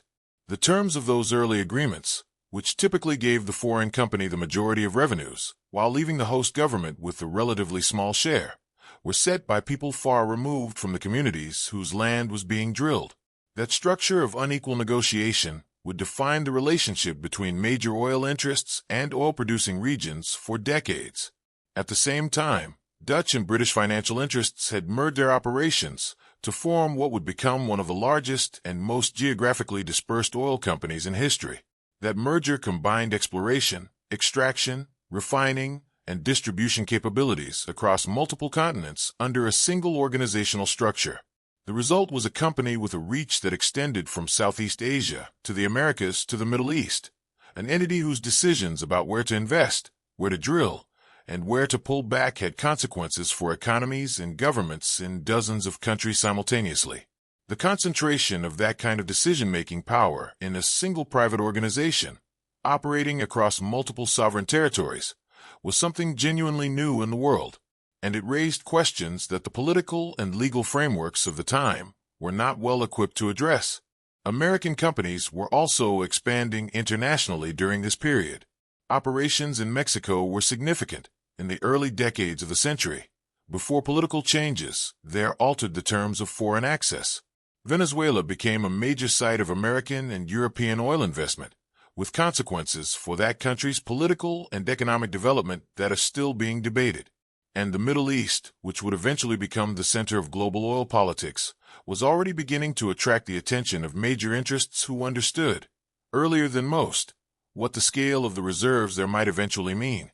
At first, this all seems like normal business expansion. Companies grow. They follow the resources their industries require. They negotiate access agreements with local governments, establish operations, and manage supply chains across international borders. That is a familiar pattern in the history of global commerce, and it applies genuinely to the early international expansion of the oil industry. The companies involved were pursuing commercial opportunities in the same way that trading companies, mining operations, and manufacturing enterprises had always done when resources or markets existed in other parts of the world. But there's a problem with applying that framework too smoothly to the oil industry's international expansion, because the scale of what was at stake with petroleum was categorically different from most other commodities. The country or company that controlled access to sufficient oil supplies in the early 20th century controlled something close to the energy foundation of industrial civilization. That was not a marginal competitive advantage. It was a structural form of power that could be translated directly into political influence, military capability, and economic leverage over entire nations. And that level of power, concentrated in a small number of private hands and exercised across sovereign territories, inevitably raised questions about the relationship between commercial interest and political outcome. In several countries where major oil interests established themselves during this period, significant political changes followed. The sequence: oil interest arrives, negotiates access, political environment shifts, appears often enough in the historical record to be noticed. Governments that resisted the terms offered by foreign oil companies sometimes found themselves facing internal instability. Political movements that challenged foreign oil concessions sometimes encountered difficulties that, in retrospect, appear connected to pressures from outside the country. Governments that cooperated with foreign oil access, by contrast, often found that cooperation was rewarded, with diplomatic support, with financial arrangements, with a general alignment of outside interests in favor of their continued stability. This is where the explanation becomes difficult, because the connections between oil access and political events in this period are suggested by the available evidence, but rarely confirmed by it in a direct or complete way. The reason for that gap between suggestion and confirmation is not mysterious. The decisions that shape political outcomes in oil-producing regions were not made in public forums or recorded in publicly accessible documents. They were made in private meetings, in diplomatic communications, and in the internal records of companies and governments that had strong reasons to keep their deliberations out of the public view. Some of those records have since been released, partially or fully, through declassification processes or historical research. Others remain classified, incomplete, or subject to dispute about their interpretation. And some, it is reasonable to assume, no longer exist in recoverable form. What the available record shows is a consistent pattern of alignment between oil access and political support in the early and middle decades of the 20th century. That pattern has been examined by historians, by journalists, and in some cases by governmental investigations in the countries affected. The conclusions drawn from those examinations vary. Some researchers argue that the pattern reflects a deliberate policy, a systematic use of political and sometimes covert influence to protect and expand oil interests in strategically important regions. Others argue that the pattern is too loosely documented to support that conclusion, and that what looks like coordination may reflect the overlapping but independent interests of multiple actors, rather than a centrally managed strategy. Both positions have evidence behind them, and the honest position, given the state of the available record, is that the link between oil interest and political outcome in this period is real enough to require serious examination, but not documented thoroughly enough to be stated as established fact in every case. That ambiguity is itself worth examining, because in most areas of historical inquiry, ambiguity of this kind is eventually resolved, gradually, as archives open, as participants write memoirs, as researchers piece together the internal record from multiple fragmentary sources. The ambiguity surrounding the political dimensions of early 20th century oil expansion has not resolved in the same way. Decades of research have clarified some specific cases, but the broader picture of who was coordinating what, at what level, and with what explicit understanding of the political consequences of their decisions remains significantly unclear. Some believe that this persistent ambiguity is itself a product of deliberate information management, that the documentary record was shaped, in real time, by actors who understood that clarity about their methods and intentions would be inconvenient if it later became public. Others argue that the ambiguity simply reflects the normal complexity of large-scale historical events, in which many actors make many decisions for many reasons, and a single coherent explanation rarely captures what actually happened. Both of those positions are defensible. Neither resolves the underlying question. What can be said clearly is that the early international expansion of the oil industry produced a set of structures, economic, political, and organizational, that shaped the 20th century in ways that went far beyond the commercial objectives of the companies involved. The concession agreements signed in the early decades of the century created patterns of dependency and inequality between oil-producing regions and oil-consuming economies that proved remarkably durable. The political alignments that formed around oil access during this period established relationships and precedents that influenced foreign policy decisions for generations. And the concentration of decision-making power in the hands of a small number of companies and governments created a system in which the interests of the people living above the oil were consistently secondary to the interests of those who had the capital and the political connections to extract it. That system did not emerge by accident. It was built through a series of decisions about concession terms, about political relationships, about which governments to support and which to allow to fail, that were made deliberately by identifiable actors for identifiable reasons. The fact that many of those decisions were made in private, and that the documentary record of them is incomplete, does not make the decisions themselves less real or less significant. It simply makes the full accounting of them more difficult.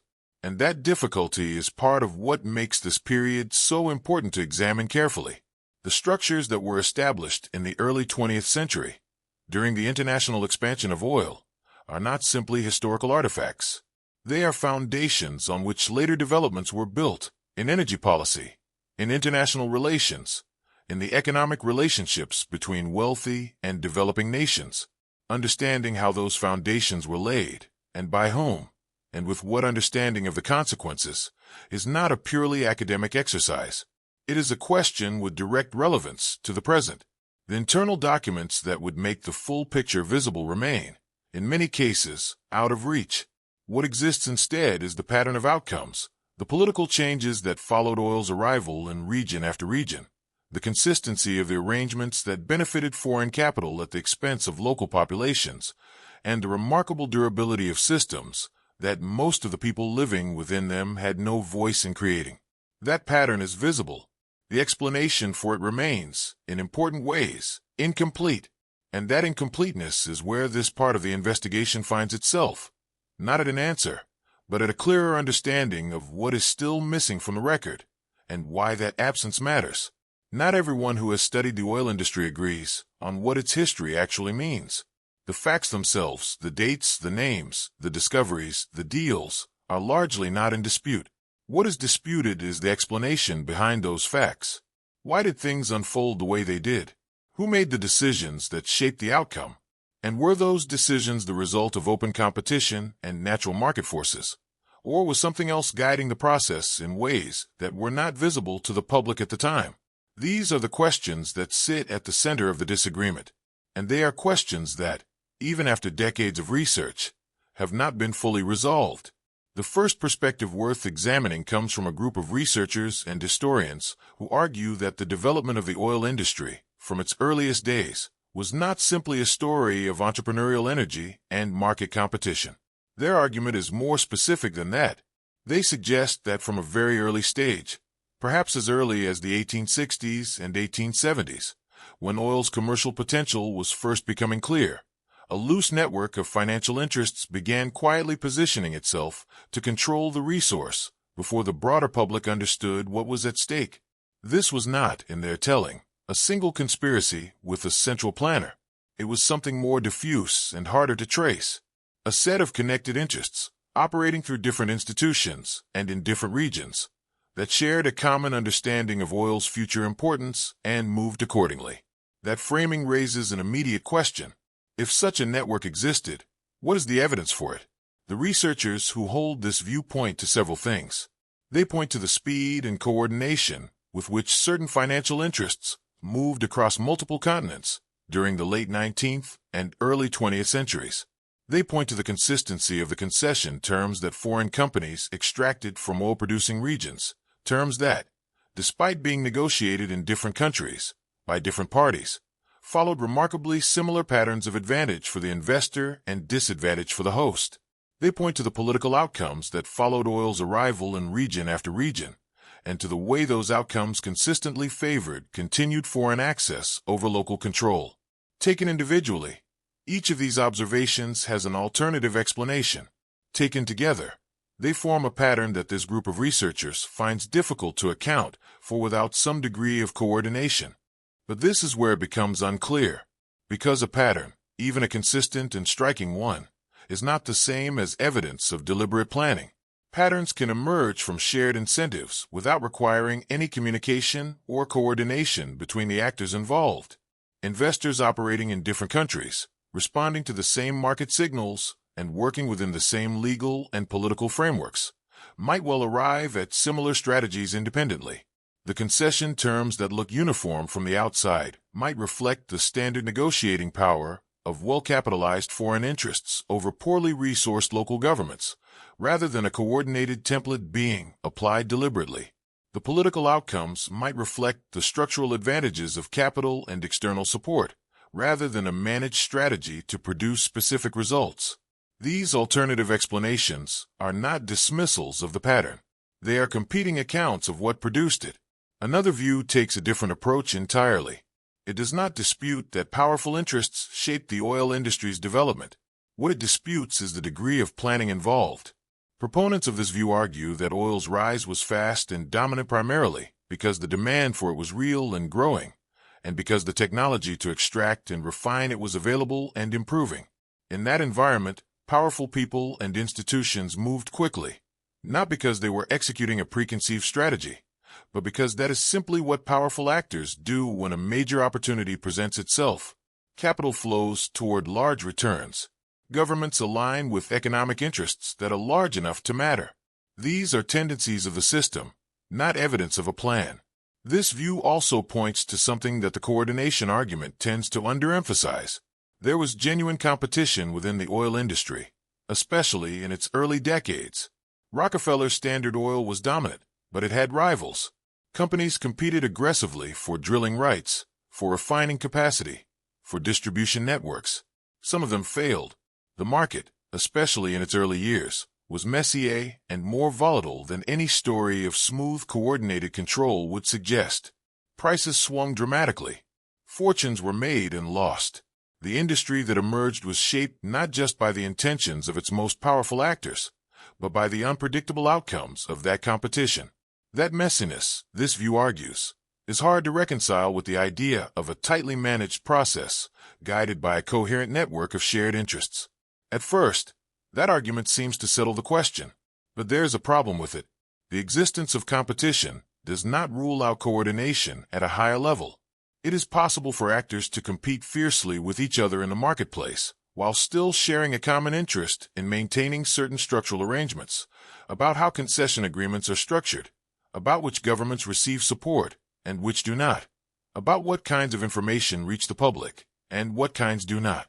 Competition and coordination are not mutually exclusive, and the fact that the oil market was messy at the operational level does not necessarily tell us much about whether more strategic-level decisions were being made in a more organized way. A third perspective approaches the question from a different direction altogether. It focuses not on control but on cost, specifically on the environmental and human costs of oil extraction, and on when those costs were understood by the people making decisions about the industry. Some researchers in this area have argued that the true price of oil, the damage to land and water, the displacement of communities living near drilling operations, the long-term health effects on people living and working in extraction regions, was understood considerably earlier than the official record acknowledges. Not fully, perhaps. Not in the precise quantitative terms that later scientific research would establish. But in broad outline, they argue, the consequences were visible to anyone paying attention, and some of the people running the industry were paying attention. That detail sounds minor at first, until it is examined more closely, because if the costs were understood early, and if certain findings were quietly set aside rather than acted upon, the question becomes why. And this is where this third perspective makes its most important claim. It does not argue for conspiracy. It argues for something more ordinary, and in some ways more troubling. The economic incentives to ignore the costs were simply too large. Companies that acknowledged the environmental damage caused by their operations would face liability, regulation, and public opposition. Companies that commissioned research into health effects and then acted on the findings would face the same. The rational response, from a purely economic standpoint, was to conduct the research quietly, keep the findings internal, and continue operating as before. That is not a conspiracy. It is an institutional response to an incentive structure. However, the timeline does not fully match the clean version of this argument either. Some of the early findings that researchers point to as evidence of suppressed knowledge are fragmentary and ambiguous. It is not always clear whether the people who had access to early research understood its implications in the way that later analysis suggests. It is not always clear whether information was actively suppressed or simply not taken seriously in an era when environmental concern was not a significant political or cultural force. The distinction matters. Active suppression implies a decision, a choice to know something and act against it. Passive neglect implies something different, a failure to act that may say more about the assumptions of the time than about the intentions of specific individuals. Each of these three views has real evidence behind it. That is what makes this particular debate difficult to resolve. If only one of them were supported by the available record, the question would be easier to address. But all three have something to point to. All three identify real patterns, real documents, real outcomes that fit their interpretation. The disagreement is not between evidence and speculation. It is between different ways of reading a complicated and incomplete record. They cannot all be fully correct. The coordination argument and the competition argument, taken to their extremes, are in direct tension with each other. The claim that oil's development followed a quietly managed strategy, and the claim that it was primarily driven by open market forces and unpredictable competition, describe two fundamentally different pictures of how the industry worked. Both pictures capture something real. Neither captures the whole thing. And the honest answer, given what the available evidence actually shows, is that the full truth probably sits somewhere in the space between them, in a zone that is harder to describe precisely because it involves degrees and mixtures rather than clear either-or categories. What all three views share, despite their differences, is a dissatisfaction with the official version of the story. The simple account that oil was discovered, that entrepreneurs developed it, that companies competed, that markets expanded, and that the modern energy economy emerged from that process through the normal workings of innovation and commerce, leaves too much unexplained. It does not account for the consistency of the political outcomes that followed oil's expansion into new regions. It does not account for the durability of arrangements that systematically disadvantaged oil-producing populations. It does not account for the gaps in the documentary record that persist even after decades of historical research. And it does not account for the way that certain questions about cost and consequence seem to have been consistently deferred rather than seriously examined. The official version is not false in its broad outline. The discoveries happened. The companies formed. The market expanded. But a story can be accurate in its basic facts, while still being deeply incomplete in its explanation of how and why those facts unfolded the way they did. That incompleteness is not a minor detail. It is the central problem. Some of the documents that might fill the gaps remain restricted. Some no longer exist. Some exist in archives that have not yet been fully examined by independent researchers. Old internal records, private correspondence, the minutes of meetings that were never meant to be read by outsiders. These are the kinds of materials that have, in other historical investigations, eventually shifted the available picture significantly. Whether similar materials exist for this period of oil history, and whether they will eventually become accessible, is genuinely unknown. What remains visible, without those materials, is the pattern of outcomes, the recurring shape of who benefited and who did not, the consistency of certain arrangements across regions and decades, the persistence of certain silences in the official record. These things are real and documented. The explanation for them, the full account of who decided what and why, and with what understanding of the consequences, remains, in important ways, out of reach.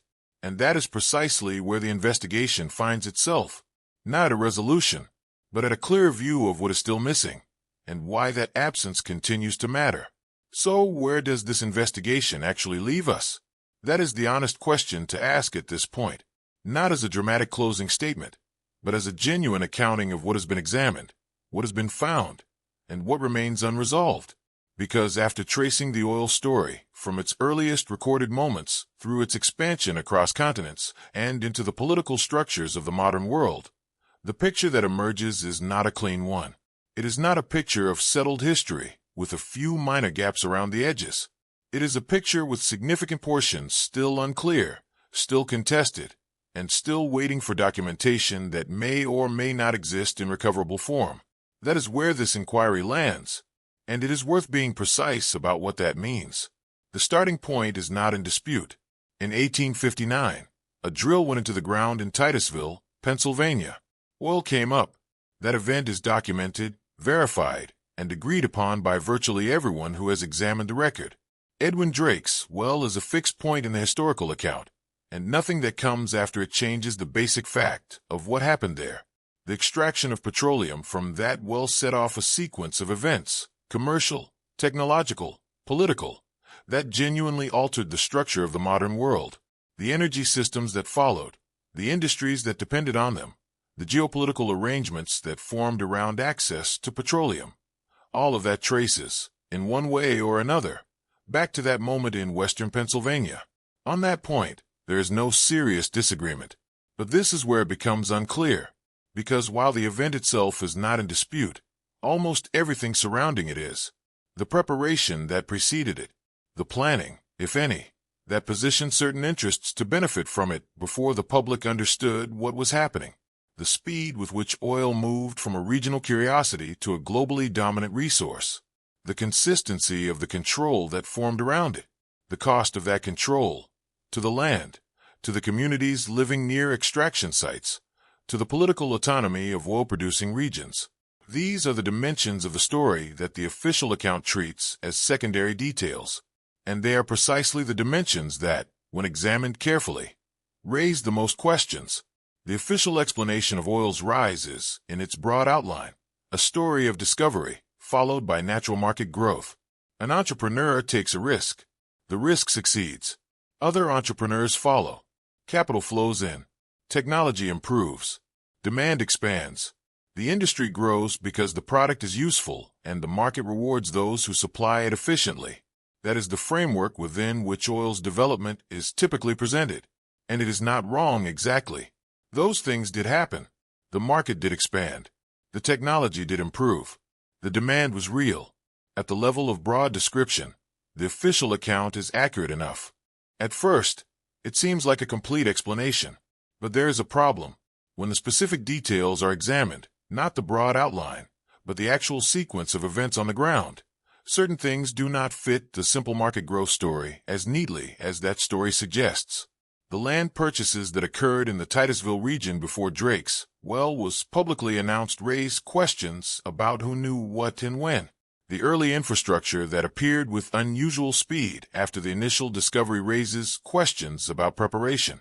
The rapid disappearance of alternative energy sources and technologies that were available at the time raises questions about whether the market was operating as openly as the official version implies.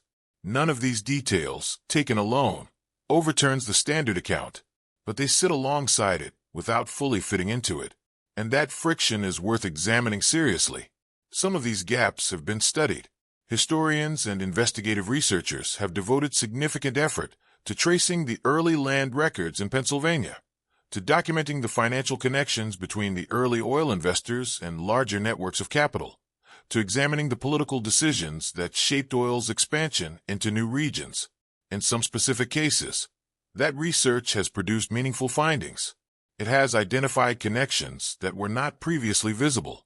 It has recovered documents that shifted the interpretation of particular events. It has established, in certain instances, that the timeline of decisions and the distribution of knowledge did not match the official account. These are not trivial contributions. They have materially changed the historical picture in the areas where they have been applied. However, the timeline of what has been studied does not fully match the scale of what remains unexamined. The research that exists is significant but uneven. Certain periods and regions have been examined in considerable depth. Others have received far less attention, either because the relevant archives are less accessible, because the funding and institutional support for that kind of research has been limited, or because the questions that would need to be asked have not yet been framed in ways that guide systematic investigation. The gaps in the research are not random. They tend to cluster around precisely the areas where the most consequential decisions were made, around the early political arrangements in oil-producing regions, around the internal deliberations of the major companies during the industry's formative decades, around the specific mechanisms by which alternative energy development was slowed or redirected during the period when oil was consolidating its dominance. And some of the relevant documents no longer exist in accessible form. That is a plain statement of fact, not a dramatic claim. Records are lost. Archives are incomplete. Some materials were never preserved. Others were deliberately destroyed, either at the time or later, when their contents became inconvenient. Still others exist somewhere in restricted collections that have not been opened to independent researchers. The documentary record of the oil industry's political and financial history is not a complete archive waiting to be read. It is a partial record, full of silences, and the silences are not evenly distributed. They are concentrated in the places where the most important questions would need to be answered. That detail sounds minor at first, until it is examined more closely, because the incompleteness of the record is not simply a frustrating limitation for researchers. It has a consequence for how the history is told and understood. When the documentary record is incomplete, the default tends to be to fill the gaps with the most conventional explanation available. The official version benefits from the absence of contradicting evidence, not because the official version is necessarily accurate, but because alternative explanations require documentation to be taken seriously, and the documentation is missing. This is not a neutral situation. An incomplete record is not the same as a clean one. The documents that do exist are themselves subject to interpretive disagreement. That is another complexity that the investigation has returned to repeatedly. The same internal company record, the same diplomatic communication, the same government report can be read very differently depending on the assumptions the reader brings to it. A document that one researcher reads as evidence of coordinated strategy, another reads as evidence of independent actors responding to similar incentives. A finding that one analyst treats as confirmation of suppressed knowledge, another treats as ambiguous data that could support multiple interpretations. This is not simply a matter of bias or bad faith. It reflects a genuine difficulty in reading historical evidence, the difficulty of knowing, from the outside, what the people who produced a document understood at the time, and what they intended by it. This raises a final, quiet question, and it is not a rhetorical one. It is a question that the evidence itself generates, simply by being what it is. When something reshapes the entire world as quickly and as completely as oil did, When it touches energy systems and financial structures and political arrangements and environmental conditions all at once, and does so within the span of a few decades, is it reasonable to assume that the story we were given is the complete one? The standard account was constructed largely by the institutions and interests that benefited most from oil's dominance. It was written, in significant part, by people who had reasons to present the story in a particular way. That does not make it false, but it does make it worth questioning. The version of history that becomes official is rarely a neutral document. It reflects choices about what to emphasize, what to minimize, and what to leave out entirely. Some believe the answer to that question is straightforward. The official version, they argue, is incomplete in the way that all historical accounts are incomplete, because the full record is always too large and too complex to capture in a single narrative, and because every telling of history involves selection and simplification. On that view, the gaps and ambiguities in the oil story are not signs of concealment. They are normal features of historical knowledge, and the appropriate response to them is continued research, not suspicion. That is a reasonable position. It reflects a genuine understanding of how historical knowledge is built and why it is always provisional. Others find that framing insufficient.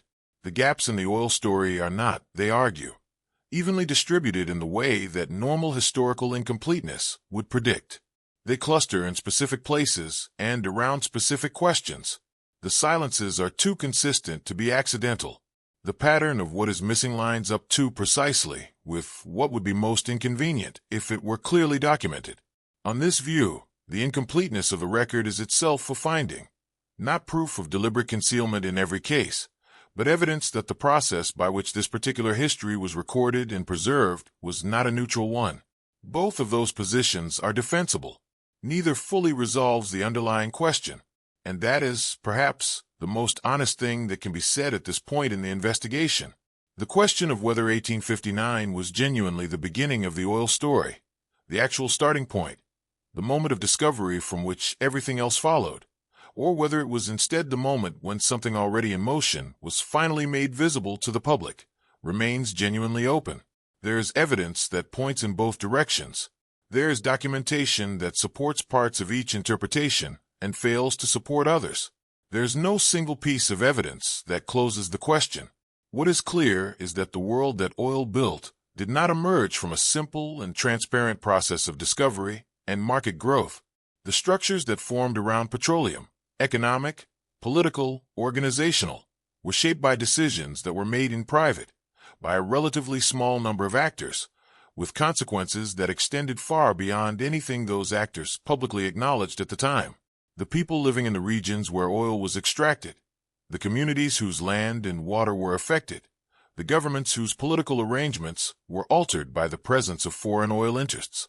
None of them had meaningful input into the decisions that shaped their circumstances. That is not a contested point. It is a documented feature of how the industry developed. Whether that outcome was the result of deliberate strategy, or of structural incentives operating without central coordination, or of some combination of both that varied by region and period, that question remains imperfectly answered. The investigation has identified the shape of the problem. It has located the places where the record is incomplete and where the official account does not fully fit the available evidence. It has traced the patterns that require explanation and noted where the explanations that have been offered fall short. What it has not produced, and what the available evidence does not currently support, is a single definitive account of why things unfolded the way they did. That gap is real, and perhaps for now, it is exactly where this inquiry is supposed to rest, not at a conclusion, but at a clearer understanding of what remains to be found.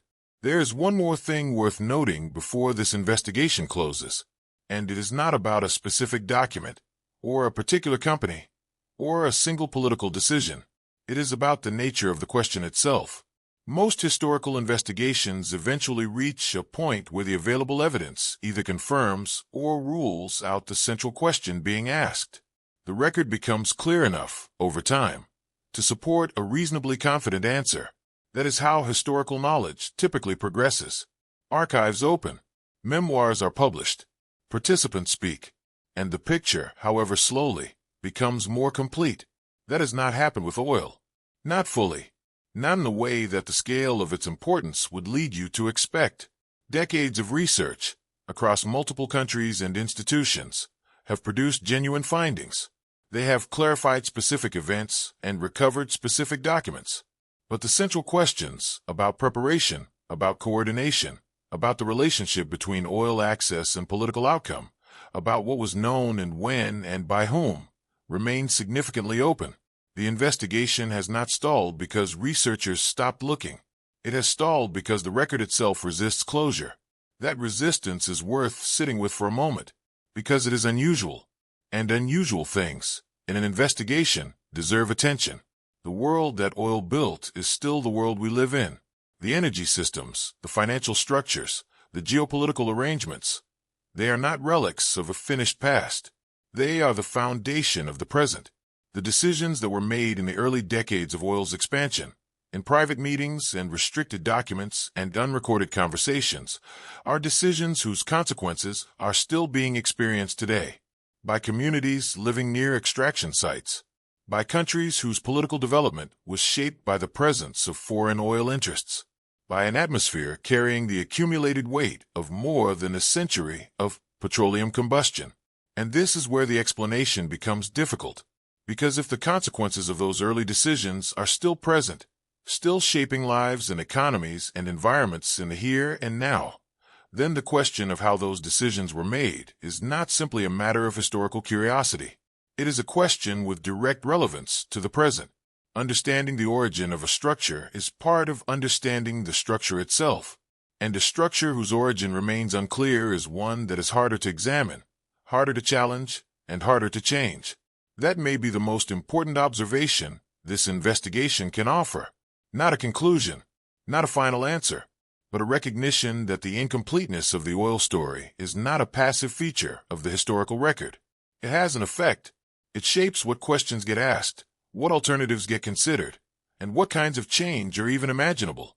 A history that remains partially hidden is a history that continues to do work, quietly, in the background, in the space between what is known and what is not.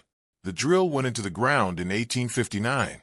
What came up changed everything, and the full story of how that change was managed, by whom, and at whose expense, is still waiting, in restricted archives, in uncatalogued collections, in the memories of institutions that have not yet been fully examined. Whether it will eventually become visible is a question that cannot be answered here. What can be said is that the search for it matters, and that the silence, wherever it persists, is itself something worth paying attention to.